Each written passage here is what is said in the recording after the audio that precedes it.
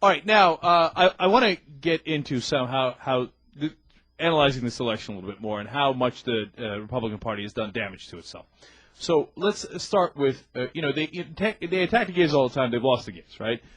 They made a career out of attacking the blacks. They lost the blacks. So they keep taking out whole chunks of the American population and having 90% of them never ever vote for them again, right?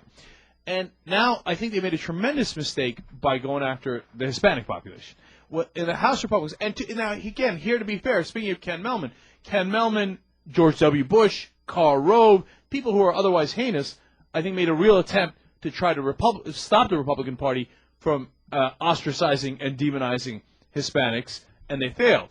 Here, for whatever reasons, political reasons, I don't care, they tried to do the right thing to some degree.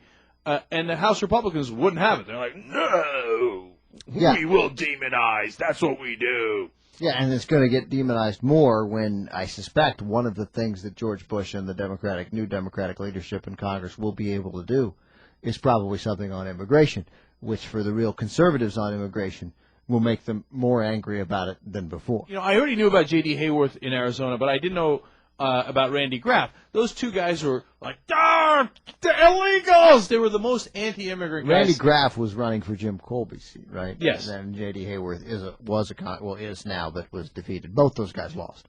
And they're in Arizona, where a lot of the people are angry about. Supposedly that's the main issue. Yeah, this is going to help them. It didn't help them. They lost. Yeah, they lost. It hurt them. And they weren't that close. Mm-hmm.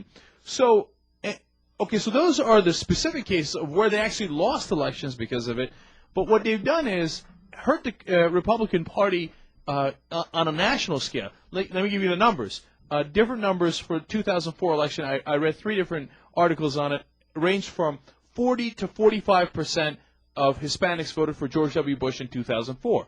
Now, that's not a bad showing. You're in the ballpark. You'd like to be closer to 50%, but 40 to 45%, you're making a play for it. They're up in the air. Nothing like African Americans. Mm-hmm. Yeah, African Americans are down to like 91 to 9, I think. Yeah. Okay, so now in this election, in 2006 election, for congressional seats, I read 2 different articles. The number was down to Hispanic votes for Republicans down to 23 to 29%. Yeah. Now you're no longer in the ball game, and you're slipping towards the 10%. Yeah, and George Bush might have been able to do better than that individually than the Republican House members in general, but not a lot. I mean, clearly he would have dropped from 40 and 45. Yeah, and 42, 45. So, let's take the middle numbers and go with, the numbers that are actually most favorable to the Republicans. Even going from 40% to 29% is taking a massive hit. And if they let it slip any further, they're going to lose the Hispanic vote. And if you lost the gay vote is smaller, but nonetheless, and that's a civil rights vote too, that's a little larger. And you lose the black vote, you lose the Hispanic vote, you've lost the Northeast, which is another topic we'll get into. Yeah, you've lost a lot of things, and your party is beginning to spin into irrelevance. Yeah, I mean, the irony is that was to talk about the Democrats, but the Democrats, of course, as always, look, I mean, it's not like we went through a period where they successfully were able to pigeonhole us, but the fact is the Democratic Party is a big tent, always will be a big tent. It is a party that comfortably has Dennis Kucinich and Joe Lieberman in it, despite our anger at Joe Lieberman. The fact that he's a conservative Democrat doesn't bother us in any way, shape, or form. In fact, Cenk, as he says, if he were in Congress, would almost certainly be a conservative Democrat. What matters is the blanket support for the most dangerous policy that we've ever had. That's what did it, all by itself. And look, I mean, the fact of the matter is, the guy who beat Rick Santorum, Bob Casey, is pro-life. The congressman we've had on this show more than anyone else who's a real progressive, Tim Ryan, is pro-life. Harry Reid, the head of who's about to be the Senate Majority Leader, is pro-life.